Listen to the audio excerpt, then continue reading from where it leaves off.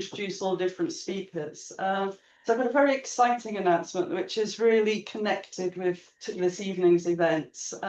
So Thea Breyer, Jane Coles and Maggie Pitfield have just been awarded Outstanding Contribution to Research Award 2024 for the teaching of English. And it was on Wednesday, the 19th of November, and Professor Andy Goodwin said that they were awarded for their contribution to English teaching, teacher education, research and publication in the field of English over many years, and their contribution to NATE. There's a book they've written, Drama at the Heart of English, that was published by NATE and Routledge. Jane and Maggie were guest editors for NATE's English editing magazine on an issue, Drama in English. Jane and Maggie have done lots of work around Shakespeare and making it more accessible, including a book, Reading Shakespeare Through Drama, at the Cambridge University Press. And they've got a book coming, although they're both sort of retired, I don't think they are, Transforming English Through Drama in 2026. So over to our speakers today. I hope this is going to be quite an informal roundtable discussion, but we're giving each speaker about 10 minutes to give us a slant and some ideas around, the discussion that we're going to have. This is also sort of centered around the curriculum and assessment review that has just come out in November, and also some research that Sarah Pearce and Anna Triunu has just recently published. So first of all, our first speaker today is going to be Farrah Serroukh, who is, I'd say, very famous for her Reflecting Realities report. And she's going to be talking about that and the place of children's literature in the teaching of literacy and children's reading in primary schools. So Farrah is the Research and Development Director of the Centre for Literacy in Primary Education. She coordinates all CLP's partnerships and regional work, and she's the author of Reflecting Realities. It's a survey of ethnic representation within UK children's literature, and she also received a NATE award quite recently for diversity and inclusion in 2021. She's passionate about every child's right to access high quality literature. And so that's very much up our street at Goldsmiths. We're really thrilled to have Farrah here to talk to us. Next up will be Andrew McCallum, who is going to be talking about the way that English, in particular reading, has been presented in the recent review of the curriculum and assessment. It's going round in circles again, isn't it? But there's some good things coming out. So Andrew is the director of the English and Media Centre. We've had a long partnership with the English and Media Centre as well over the years. He was also an English teacher and teacher educator for many years. He has a doctorate in education and a book, Creativity and Learning in Secondary English. He often contributes to NATE's Teaching English magazine. And across to Sarah Pearce, a wonderful colleague who has just, with Anna Triunu, they had NEU funded research report, Are You on Slide 8 Yet? And it's about teachers' experience of standardised curricula. So Sarah's a senior lecturer at Goldsmiths. She's school assessment lead and head of the PGC SKIP programme. She's one of the authors of the report that she's going to be talking about today, and looking at the extent and the use of standardised curricula across primary and secondary schools, with a focus on Oak National Academy and the Oak curriculum resources. And finally, Michael Rosen, who is a children's author, he's going to speak, about children's writing, but also as a commentator on many, many versions of English as it's been taught in primary and in secondary school, and always a very kind of astute thinker about how English is being taught and how books are being read. So Michael Rosen's a professor of children's literature at Goldsmiths. He co-designed and launched the Children's Literature MA with Maggie Pitfield and other people. He's written over 200 books. It keeps increasing every day. And in 2023, won the Pen Pinter Prize, which was awarded by English Pen for his fearless body of work. So over to Farrah to begin our talks. Thank you. Thank you so much, Vicky, for the introduction, and thank you for inviting me to participate in this panel conversation. So what I'm going to do for 10 minutes is give you a whistle-stop tour of the Reflecting Reality surveys, and then reflect on what we're learning from that as a series. We've produced 8 to date. As you say, they are an annual survey that looks at the quality and quantity of representation, specifically thinking about racially minoritized characters of the prior year output. So the most recent is the bottom one in the corner there, that was published last month. We look to spotlight creatives as part of this process, and so as you can see from the illustrations, we've got different illustrators being showcased in every instance. So Yasmin Ismail is the latest illustrator to join that series. It is an attempt to unpick what racially minoritized representation looks like in children's literature. We specifically look at literature aimed at 3 to 11-year-olds, and we look at picture books, fiction and non-fiction, because that makes up the core basis of your average book corner, and that's what we were interested in interrogating, and that's what we were interested in creating a dialogue around for the industry in the first instance, to be reflective and more transparent and accountable around their output, and for anyone on the other side of that as a consumer, in order to have more of a mindfulness and intentionality around the stock that we curate and share with the children in our care. This is particularly important given the backdrop against which we are living, teaching and learning.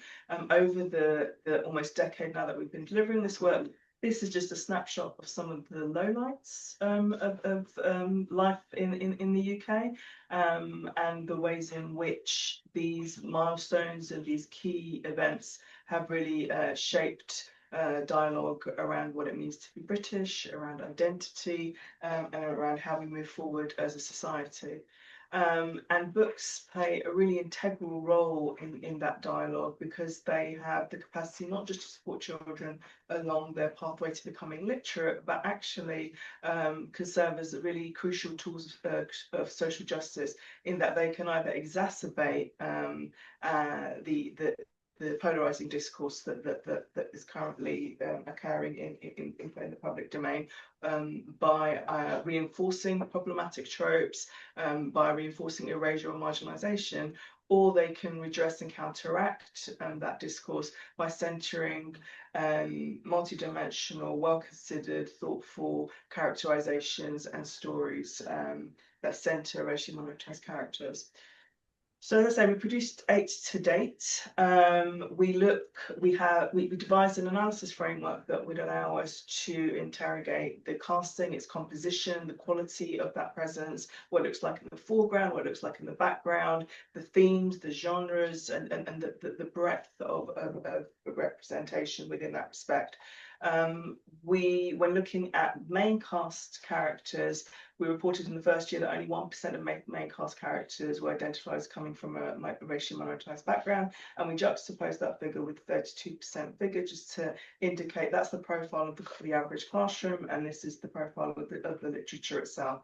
We look at sub-demographic groups as well, because there's a real danger when we're doing this kind of work that we can end up overgeneralizing through the labeling. So in the first instance, we look at we use the terminology of the identifiers of the census, and then we expand upon that in order to capture ethnic ambiguity and broader representations beyond the census itself. In the second report, we identified instances that were happening across both reports around degrees of what we were calling degrees of erasure. So instances where, in spite of there being an increase of representation, instances where the characters were essentially being rendered visibly invisible. So they're more present, but they're present on the margins. So a kind of a nuanced form of erasure that was occurring in the narratives that we were encountering. In the third report, to balance that and to think about the ways in which the content was evolving, we spent some time thinking about what does good look like. You can take the teacher out of the classroom, but you can't take the classroom out of the teacher. So what does good look like? So we produced a series of prompts and exemplifications, so that again, that could help shape and inform conversations at the creative stage of book development. So one such example there is, I think we drew on the Dapo Adiola vignette that showed showed mum tending to Rocket's hair, and the authenticity of that in terms of the materials that are being used, the products that are being used. A very simple thing, but the details in themselves convey a real consideration and intentionality around the representation and portrayal. In the fourth report, we spent time reflecting on the growing disparity across the text types, because in spite of the fact that output was increasing across the 3 text types, there was a growing distance between fiction, representation in fiction versus non-fiction picture books. Part of that we speculated was because it's very easy to make shortcuts in information, whereas with fiction it's very difficult to do that with a novel, because there's a real consideration around what is the story, who are my cast, and so on and so forth. But with the picture books, you could get to the end of it and go, oh, whoopsie, it's not represented as we'd like it to be. So we'll go back and just rework some of these images and give the impression of representation without real consideration around character development in that respect. Then when we moved into the fifth report of the series, we wanted to go a bit deeper with that. So we talked about the spectrum of presence within picture books, from barely present through to exceptionally well portrayed, and what that looked like in each instance. So it's kind of, each report is iterative and is building on the learning as we move through the series. In the 6th report, this was the highest level of output reported to date at that point, with 30% of overall titles featuring racial representation, and a growing breadth of representation and types of realities coming through in the different text types. So more diasporic representations, more variation of representation of socioeconomic contexts. So it's a real richness and variation coming through in that 6th report. But then we get to the 7th report and you have a Christmas tree. And the reason we have a Christmas tree is because the figures go from 4% in 2017 through to a significant dip at the bottom there in 2023. So almost halving that output. So my theory around that is that obviously the work of the industry is oftentimes responsive to and in dialogue with the wider world and what's happening. And so my hypothesis is that had George Floyd not been murdered in the summer of 2020, and there not been an increased heightened consciousness and awareness and advocacy around anti-racist work, then it probably would have dropped at that point. But that the awareness raising campaign, that advocacy work, that protest enabled a sustained upward trajectory. And so a lot of the ideas or titles that were mooted and seeded in 2020 allowed us to see that peak, I think, of 30% in 2022. But that isn't sustained, because when you think about the turnaround of the average book, that can't be sustained beyond 2022, and we see that dip in 23. Last month, having published the 8th in the series, we've seen a slight increase on last year. So positive return to an upward trend. Hasn't resumed the pre-dip report, but is going in the right direction. We're seeing significant growth from that 1% in the first year to 24% of main characters being from racial marginalised backgrounds. So again, that's a really positive indication. We're seeing good increases in fiction and non-fiction and the closing of the gap between the text types. But what we're seeing for the first time is a significant drop in picture books, which is really interesting, given that has been the one that has been consistently growing. My sense around that is it's a lot to do with the cost of picture book production, the financial challenges for the industry, and I suspect some pushback from the American market, in that co-editions are a really key part of that business. And my sense from conversations with publishers is that there is less of an appetite for inclusive picture books in that market space, and so as a consequence there is an inclination to produce less of that. So it's likely that downward trajectory will be sustained for a period. But what is positive is that although there are fewer, the quality and breadth of what's coming through is very, very rich. So you've got a real array of realities coming through, variations of family compositions and dynamics, explorations of masculinity, a broadening of associating with, like I said, representation, real themes around contemplating trauma of displacement. So there's some really interesting things happening in that picture book space.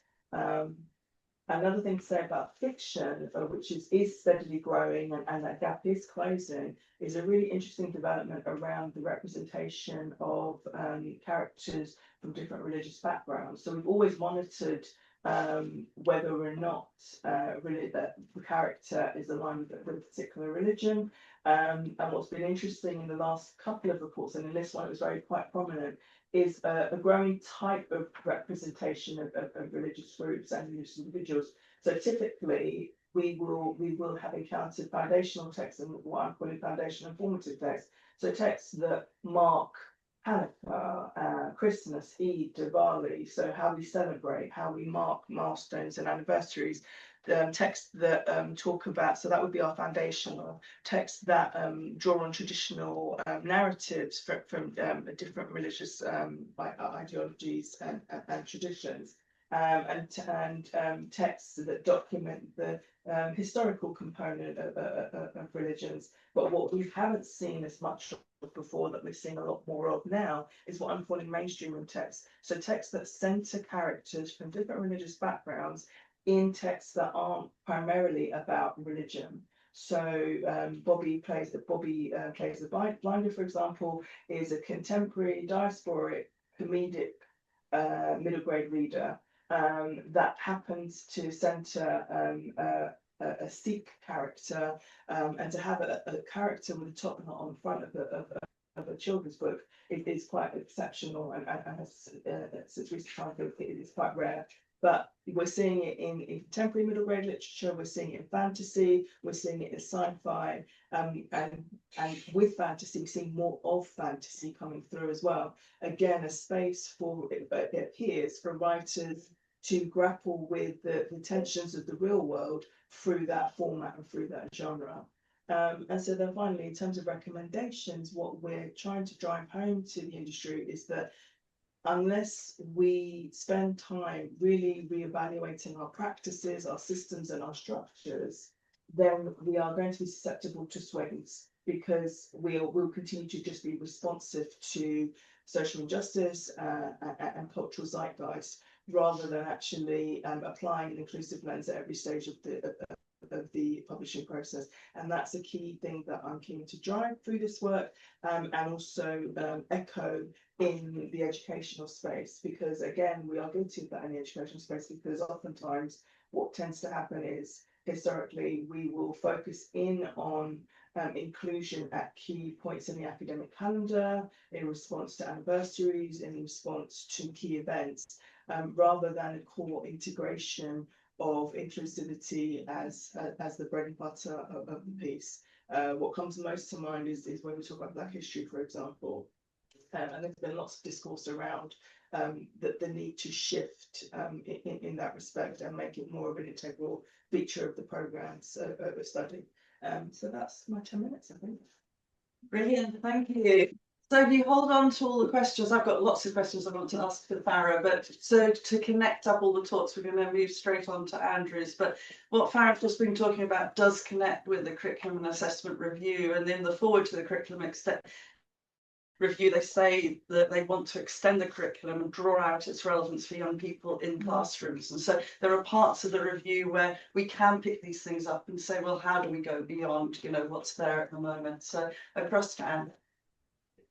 The curriculum assessment review, it's a document that is likely to, will inform the next national curriculum. It won't be exactly what's in there in the curriculum. The government are the kind of conduits to that, and they've already written a response where the few things aren't quite as positive as in the review itself.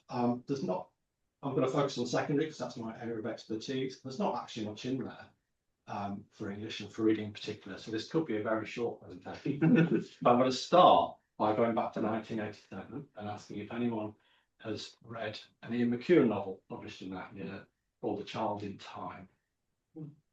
anyone who has will remember the opening because it's got one of the most memorable, for all the wrong reasons really, openings in literature where the narrator, Stephen Lewis, takes a 2-year-old child to the supermarket, turns his back for 10 seconds and she's gone. It hits you, it's almost physical piece of writing she's never found again. And everyone thinks that's how the book starts and remembers it. It doesn't start with that disappearance. It starts with Stephen Lewis, 2 years after that event, going to join a panel to write the national curriculum or something very similar to the national curriculum. He's a children's writer and he's going to a panel. The government put together a panel about reading and writing that will form part of a government childcare manual. Now, written in the mid to late 80s, McCallum was clearly going on work that was going on to inform. Yeah, Roald Dahl was on the first panel to write the first national curriculum, the English panel. He resigned, as you would imagine he would. But the reason I go back there is, well, first of all, how remarkable is it that one of the major literary novels of that time framed itself around the writing of the national curriculum and the English part of it.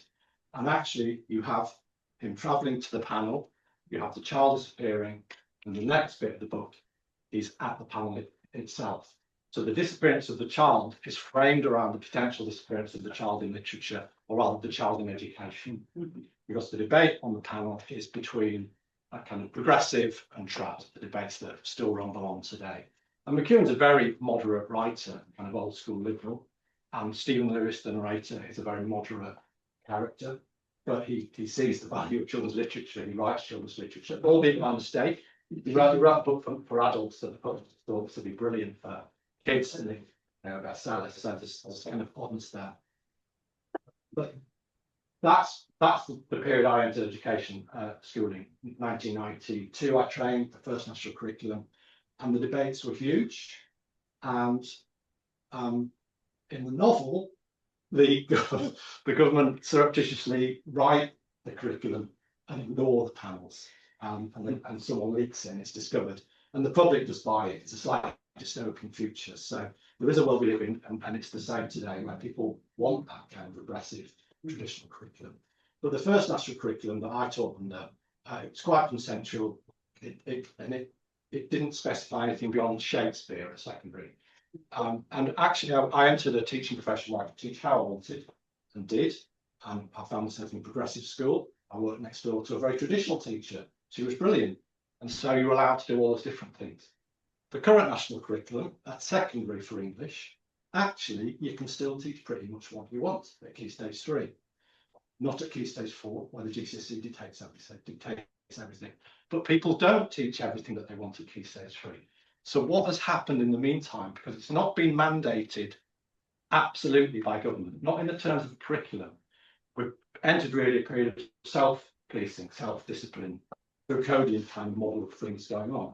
And we all know why that is, because of the pressures of GCSE assessment tables and pressure from Ofsted that act as a kind of de facto model of curriculum. So my question with the curriculum review, I'll quickly go through the things that are in it, and the both positive and sort of neither one way nor the other, and then suggest what real change would look like and what that involves. But to me, it doesn't involve the curriculum at secondary level. It involves what teachers are given permission to do and how that might come about. So first of all, at secondary, there's a recognition that at GCSE, there needs to be more of a separation between literature and language. So I probably agree with them, but the way it's written almost pushes literature out of language, which we don't want, so we need to get a balance.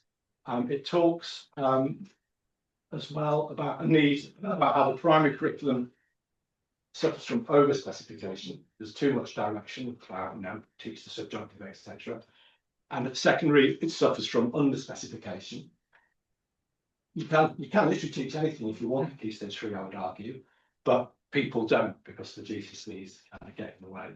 And at GCSE, even when they're allowed to choose different texts, they haven't switched tags. So there's something going on there. So there's there's a nod towards, well, they've asked that secondary becomes a bit more specification, and primary a bit less. But that, to me, is not the answer. But we'll hold that one there. In terms of literature, so we are very different from primary. We have, the different disciplines, literature and language. There's a nod to diversity. It talks about children needing to see themselves in books, but it uses the relatively moderate language. It doesn't mention black or ethnic representation, for example. And so you're asking how will that then translate into an actual curriculum? If you're not going to use that kind of language, how will it translate? If we're talking about more specification, is that something that we can spell out? But then what would that look like across a national curriculum? It does, it really says very little about literature. The problem with saying more choice, more diversity, is that at GCSE, it says we're going to keep the 19th century novel, we're going to keep Shakespeare, and we're going to keep the category post-1914 text for literature, which in real life terms means an inspector calls a GCSE.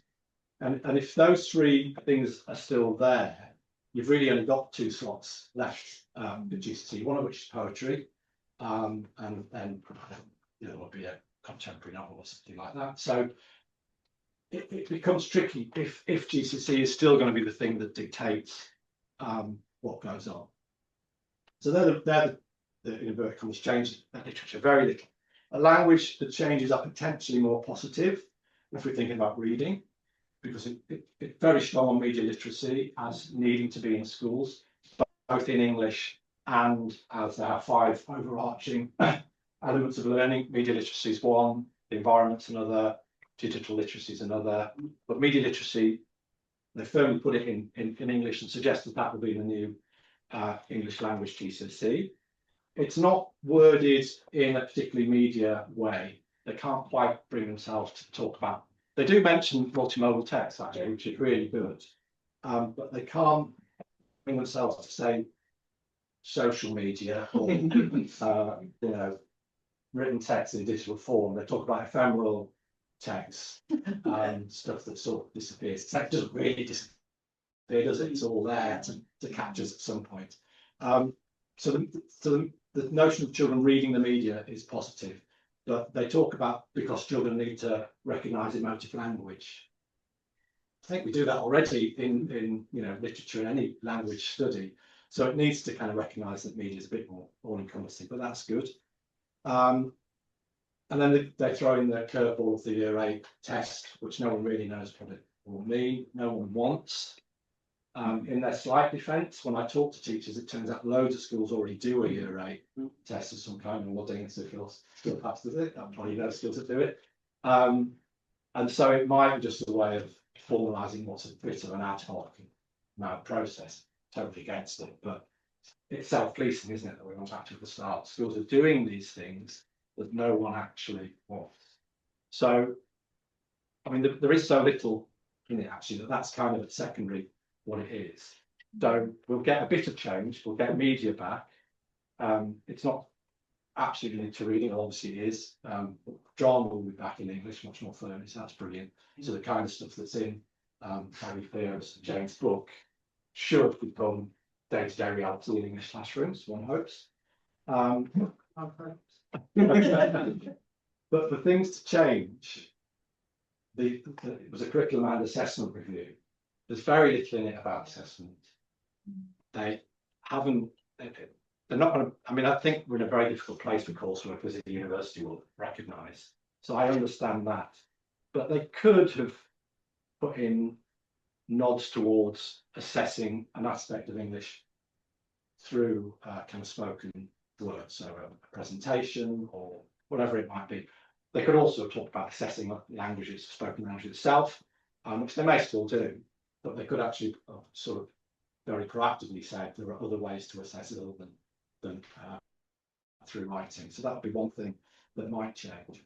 But to me, what needs to change is the kind of assessment framework. So the minute anyone who works in secondary English will know we work to these quite narrow assessment objectives, and they've led to a model of teaching where it's back to front. So everything is focused on the small stuff. And this comes from the pedagogy pushed on schools at the minute as well by things like Rosen science, principle, mastery learning, component to composite. You start with the small stuff, you move to the big stuff. It sounds sensible, but when you actually think about how language works, it's absolutely nonsensical, because we don't in reality put together a piece of writing word by word, in the sense that the starting point is always your thought, your thinking, the big picture of what's going to go. You need to think of an image of a funnel where we pour all the ingredients in and we're fine tuning it. And what we've got is an upside down funnel where we're ramming all these little bits in. Children don't really know why. And then if you read what gets good grades GCSE, Yeah. it's remarkable. It's not writing as we know it, that's all. And that's the splodge. So we're in a mess. So what needs to happen is GCSE, and then it will filter down. And this is perfectly possible. Assessment needs to go back to being assessing, evaluating the whole response at the point of entry, and then a descriptive model of assessing where it's best fit. You're not having to hit X, Y, Z. You're not going to that exam knowing you've got to put in a semicolon or use these big words. The focus is on purpose, audience, form. We trust teachers to recognise good writing and teach good writing. We need moderation properly again at GCSEs of the work, even if it's 100% examination. Just the moderation systems kind of collapse as well within the examples. And I actually don't think it's their fault a lot of the time, because kids are getting so much misinformation online, not necessarily in the classroom, that they're going to exams and just producing weird stuff. So the curriculum assessment review, just to summarise, it has some good things in. It's quite light. English will get a bit better, and if they get the assessment right, then English will get a lot better for reading and for everything.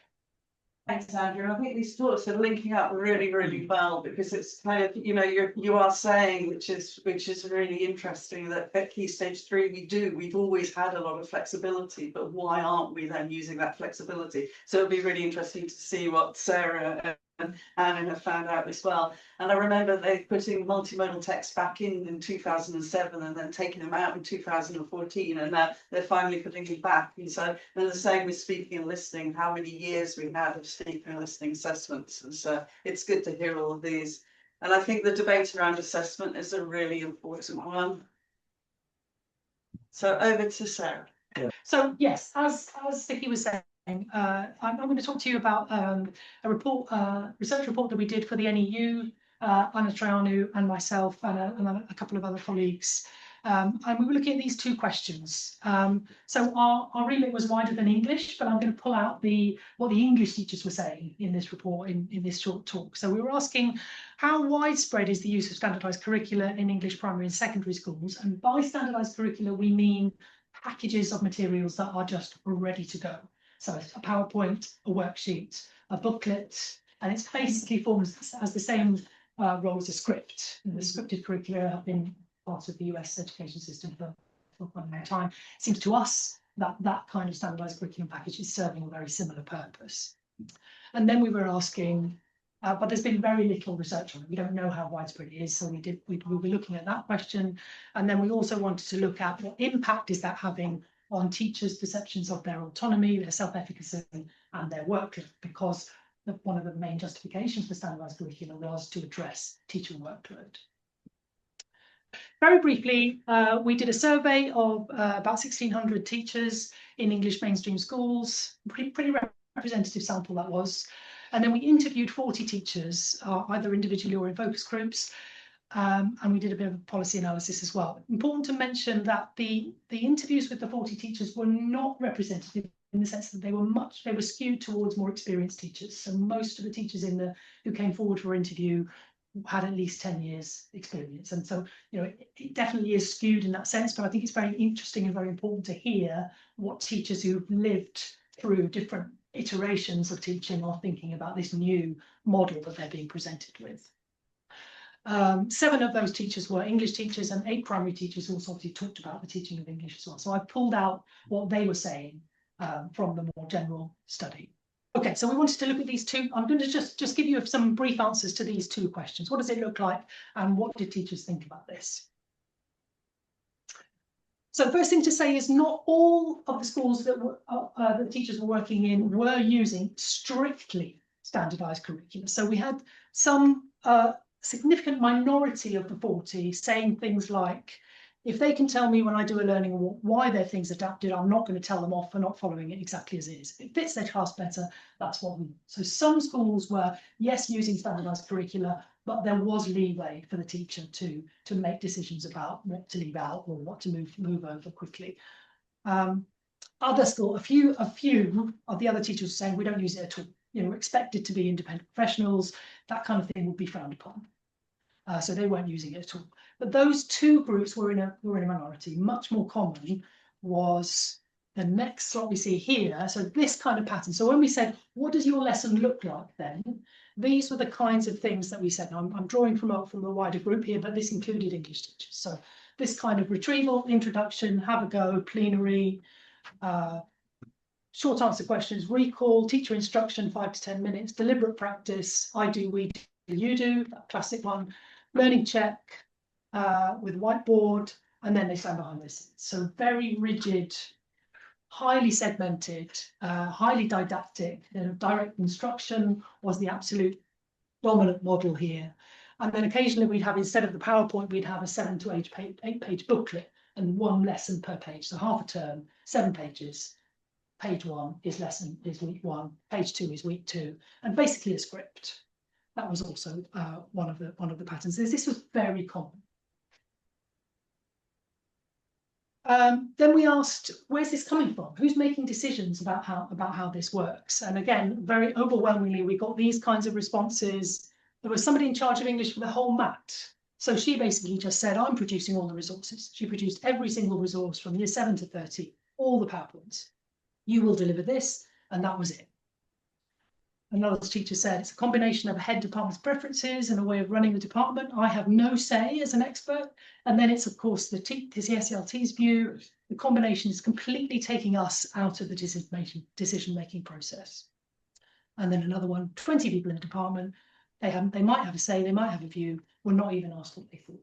So again, very common response was, it just happened. Just from on high, it just came down. We're doing this. And relatively recently, so just over the last post-COVID, since COVID, that this had happened.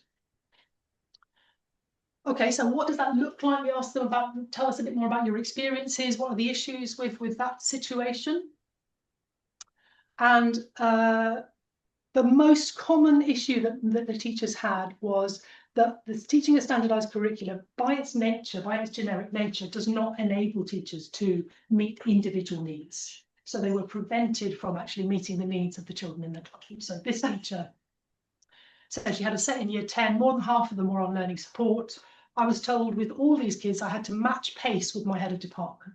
So hence the title that we had, are you on slide 8 yet? Many teachers saying we had to be doing on the same slide at the same time as our parallel classes. I kept saying, this is ridiculous. There's no point marching through 160 PowerPoint slides on Blake poetry when they just don't get it. I want to pace it. I want to teach them about poetry first. And it's just, no flexibility. I'm getting nods. Then teachers worried about challenge.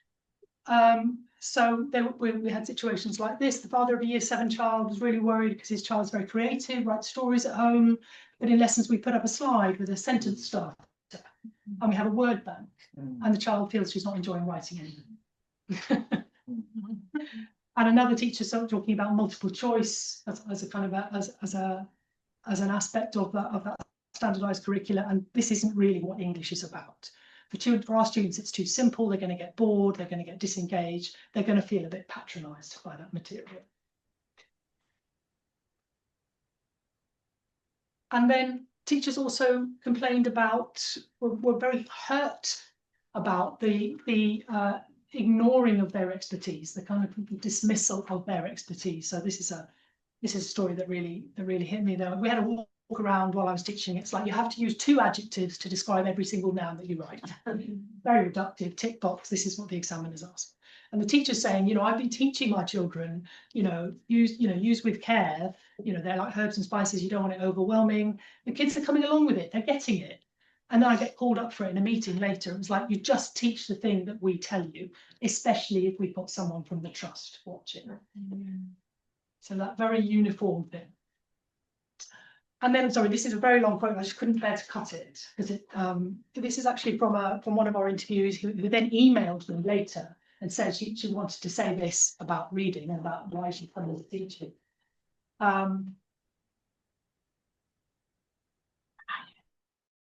She said, I want my students to love reading and enjoy the pleasure of great and even not so great literature.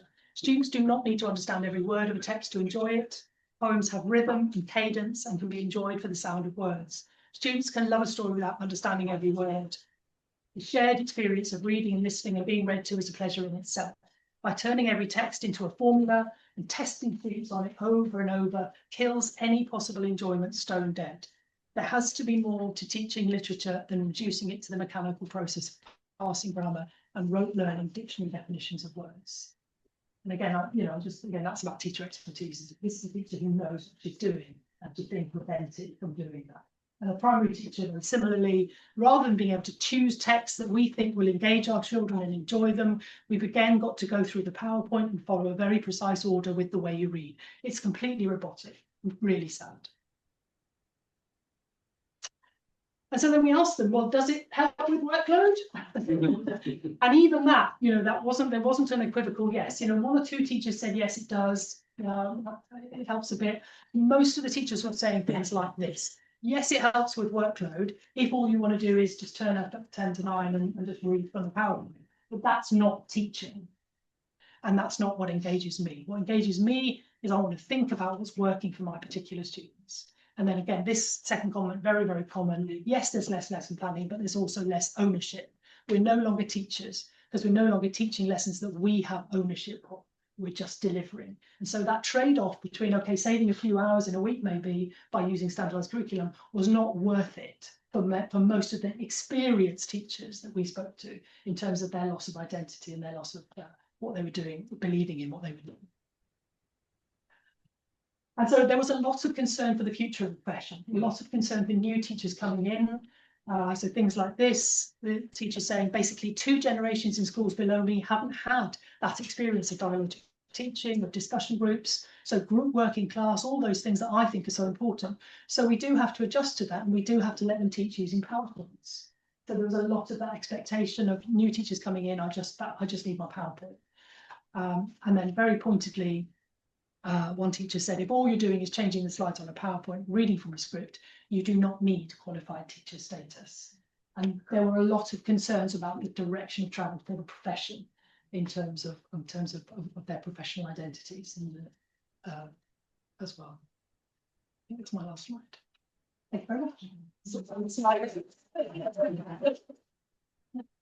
Thank you. That's really interesting how all of these talks are kind of interconnecting, and there was something just recently about the cognitive benefits of reading aloud with children and just that cadence and that rhythm that we're losing if we're not doing these things. So there's lots of side issues I think here which are really important to raise about why teachers are going along with this and the agency that's been taken from them.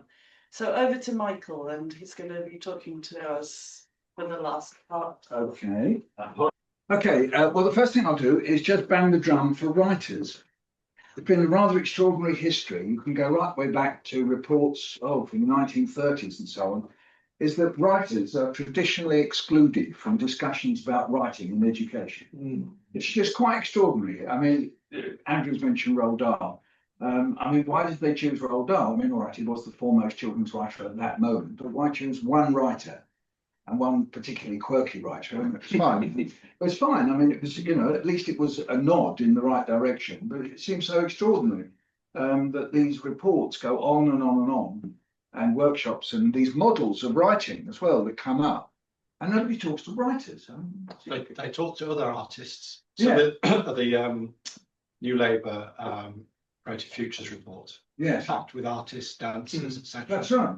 No writers. I mean, are we dangerous? Possibly we are. I don't know. I hope so. But I mean, it is quite extraordinary that we are constantly excluded. So you see stuff, I see stuff about writing, and I think, does that correspond to anything that I actually do?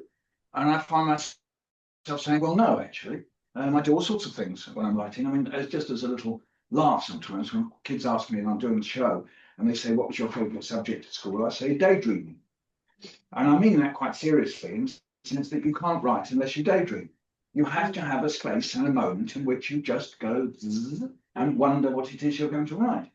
So it's both serious and facetious at the same time. So look, I make that as a little preface. So let's just deal with writing at primary level. The whole issue of writing at primary level has become the tail wagging the dog. So I have to take you back to 2011 and what's called the Bew Report. So the Bew Report in 2011 was nominally about assessment. That's actually why it was called. But halfway through, they decided that in actual fact, what they needed was an exam that tested right and wrong things so that they could assess teachers.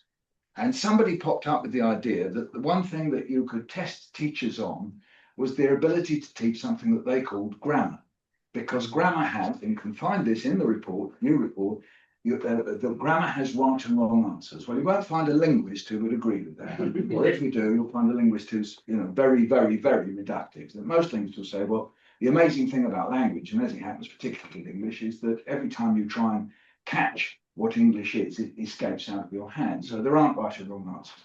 So in fact, I had a little conversation with, I think his name is Oates, about that. And he said, oh, well, that's what we were told. So he was, I believe, the chair of the group, I mean, aside from Lord Bew himself. So what came out of the 2011 report was what became known as SPAG, that's spelling, punctuation and grammar, and is now called GPS, grammar, punctuation and spelling. I think they changed the name because people were taking the mickey out of it. So they called it SPAG bomb. Yeah. So they didn't like that, so they changed it to GPS. But essentially, you have a grammar exam at the end of Key Stage 2. Apart from the fact that half of it isn't grammar, it's stylistics. And apart from the fact that quite a lot of it is quite clearly prescriptive. It lays down how you should write and what is a good sentence and what is good writing. And it lays it down within the exam, and it does it by that key thing of artificially contrived sentences. So this completely betrays what key linguists have always said about language, that at least look at the language that is there. So famously, M.A.K. Halliday, in his, prolific writing about language, he would always use true examples like nursery rhymes and bits of Shakespeare and so on. But you'll find with the prescriptive exam of GPS, there are these absurd, strange sentences, and quite often terminology that isn't self-defined, like you have formal and informal. There's no definition as to what these things mean. Now, why am I bringing that up under writing? Because those of you who know anything about primary ed will know, is that what they did then with this exam, which was to test teachers, right? They then moved across to use those aspects of that exam in order to determine what are the expected levels of good writing. So then suddenly you've had these concepts like expanded noun phrases, which, I mean, they exist, but they suddenly became good in themselves. So you just saw that with Sarah's presentation, that it is quite absurd to say an expanded noun phrase is of itself good, because sometimes a noun phrase that's very short is good. So famously in Bleak House, second paragraph of Bleak House begins fog, full stop. It's just about as small a noun phrase as you could possibly want. And of course, it's absolutely brilliant because he just grabs you and you go, fog? What's this got to do with anything? And then there's this beautiful prose poem, very famous prose poem, the second paragraph of Bleak House, have a look at it, all right, in which he doesn't use sentences, or sometimes he does, sometimes he doesn't, and so on. So it's a fine example of how saying that an expanded noun phrase is of itself good is an absurd statement. But there are others. I mean, if it was just that, you would think, well, that's fine. But then also you have the embedded relative clause that is supposed to be suddenly beautiful and wonderful. And likewise, very famously, the fronted adverbial.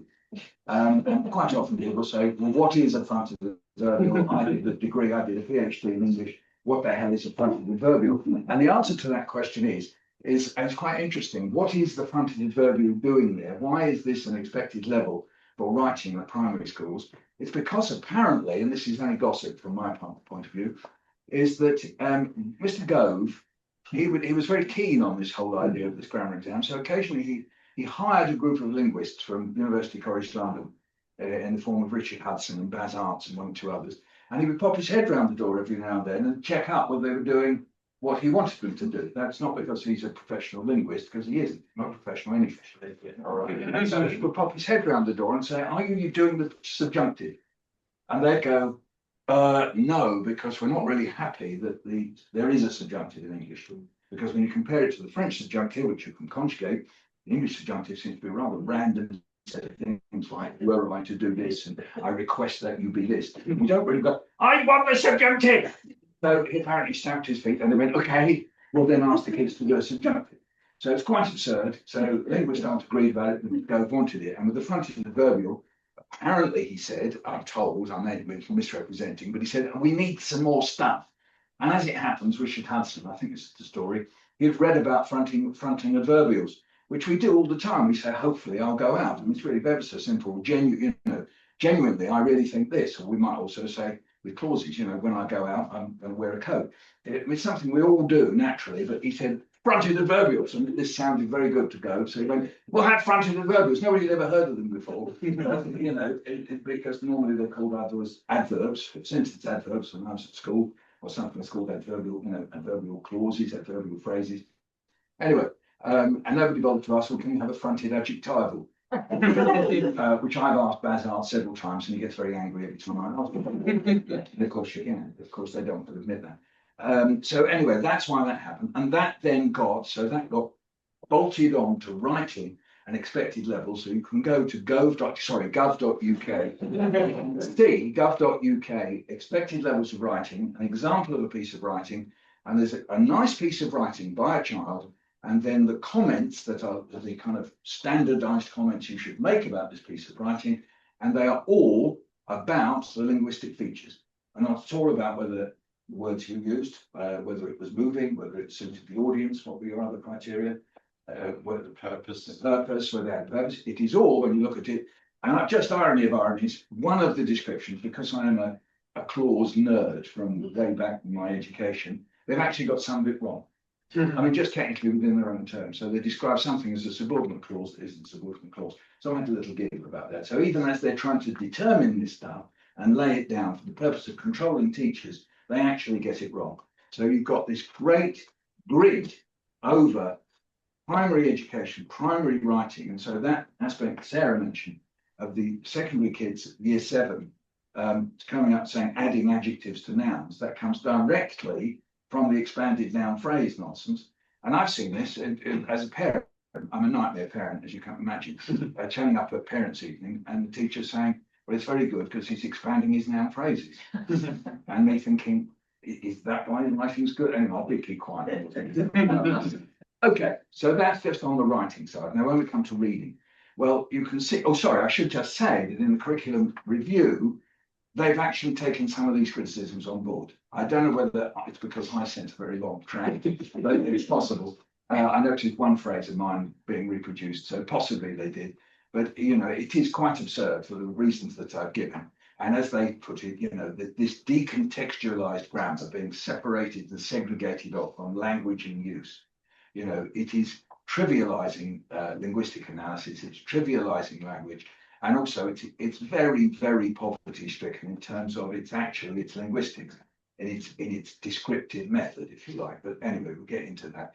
So, in actual fact, there are 2 paragraphs in the curriculum review that give the Gove, Richard Hudson, Baz Arts way of doing language in primary schools a real kicking. And I was quite chuffed by that. I was thinking that was actually quite good, because you've really got to go back to square one and say, well, what language teaching is appropriate at primary school, leaving secondary schools to one side?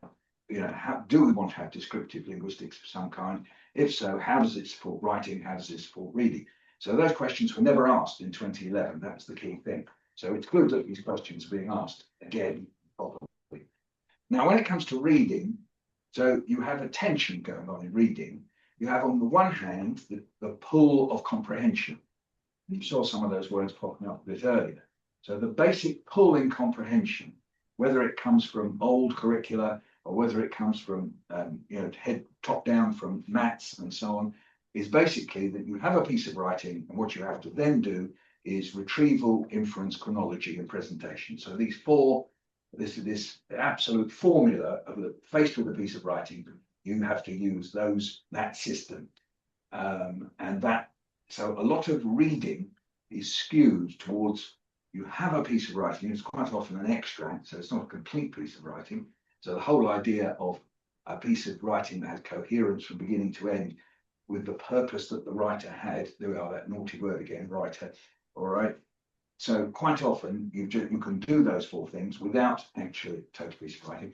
Some of the added onto that comprehension, you get coherence and cohesion, a kind of bastardized form of what M.A.K. Halliday was on about more often than not, with coherence and cohesion. But there you go. And then pulling in the other direction, you have, and this is mentioned in the curriculum review, is reading for pleasure. So this thing, reading for pleasure, that's been rediscovered and discovered, and is spearheaded in some respects by Teresa Kremin from the Open University. All right. So people are going, well, reading for pleasure is quite important. So let me take you back to 2008 when I was Children's Laureate. And I went in to see Ed Balls, who was then the school education minister. And I said, do you know that if you pursue very actively from the top down and encouraging from the bottom up a policy of reading for pleasure, you will raise standards? Here are the following research reports that can confirm that in many, many different ways, stuff from the National Literacy Trust, but also from research all over the world. I gave them a piece of research, I think that came later when I saw Mr. Gibb. But anyway, all sorts of research. And he said, well, we're doing it anyway. I said, no, you're not. Yes, I am. No, you're not. Yes, I am. That went on for a few minutes and then he threw me out. Then a few years later, I went to see Mr. Gibb, who suddenly said he thought reading for pleasure might be important, having said that phonics would eradicate illiteracy. He then discovered that it hasn't, and I seemed to be quite shocked by that, but then said we've increased fluency. So he's dropped eradicating illiteracy to now saying that he's increased fluency. I went to see Nick Gibb and again said the same thing, and gave him another piece of research from 2011 from the University of Nevada, which showed conclusively that reading for pleasure, when children have access to reading for pleasure in many different ways, which you can lay down, there were incredible consequences and results. And so he said that was very interesting, and then he said, and we've responded to that by creating a national poetry reading competition. And I remember saying, well, that's not actually quite the same thing. But anyway, that's what he did. So you have this pull in two directions. On the one hand, reading for pleasure, which I think is in the curriculum review, and saying what a jolly good idea it is. The government is going to sponsor a National Year of Reading coming up, though every time I ask what it's about, nobody knows. And we are in December, so it is a bit strange. So I said, what's happening with the National Year of Reading? Nobody knows. So I put that regularly up on social media about once a week, and nobody knows. So they have a National Year of Reading that nobody seems to know about.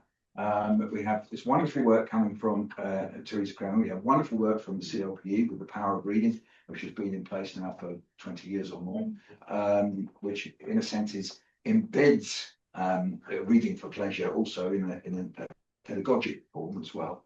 But essentially what teachers are fighting for, if they're interested in this, is space and time to read a book, which seems so extraordinary.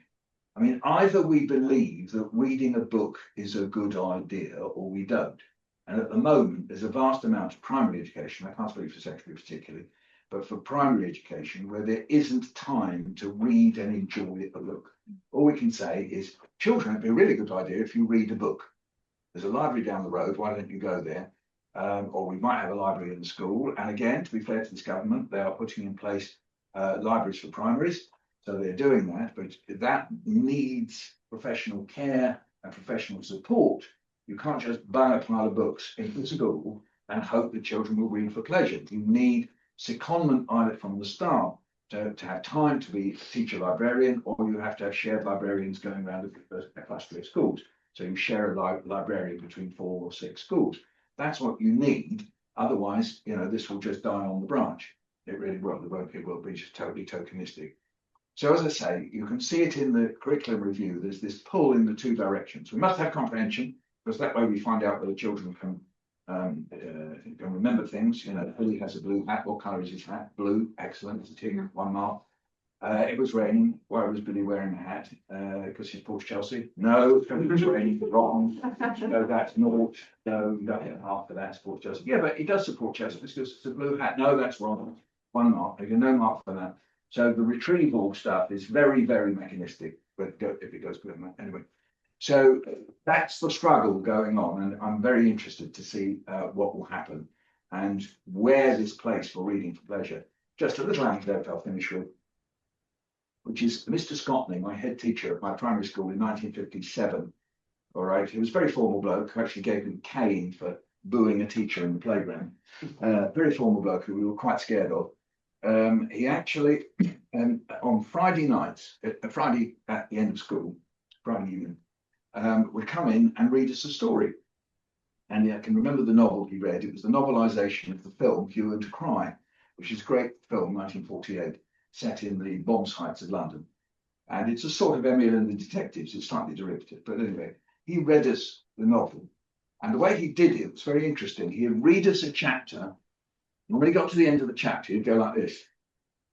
And we'd go, like that. He'd say, sorry, wait till next week.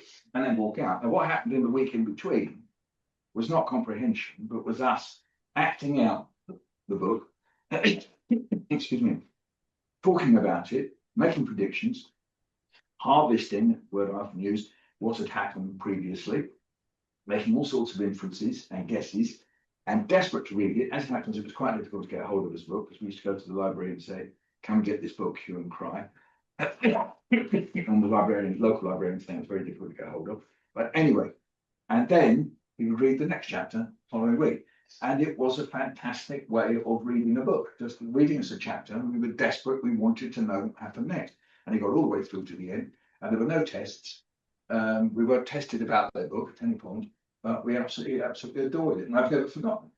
I've never forgotten the fact. And as it happens, I did a collection with Kimberly Reynolds and Jane Rosen, her relative, called Radical Reading and Rebellion, and dug out the novelisation of it because it's quite interesting from a class point of view, because it's very much from the point of view of working class kids, which is pretty rare in 1950s children's fiction, as you might imagine.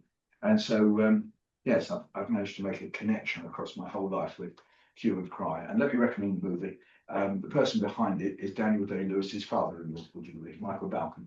Anyway, there you go. There's a little gobbish of information at the end, connections.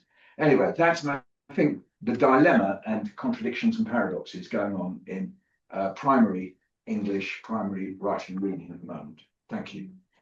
Thank you so much to all of our speakers. You know, it's amazing how these stories have been interwoven and how we started with kind of like accessing different texts and thinking about reading, and then we've come through what's happening in some ways with the curriculum assessment review and the opportunities for different forms of assessment, but also what's happening in schools at very stark reality in terms of PowerPoints and lack of agency of teachers, and then coming back to the importance of writing, of composition, of expression, of reading and reading for pleasure, and of libraries as well, and of books around us. And so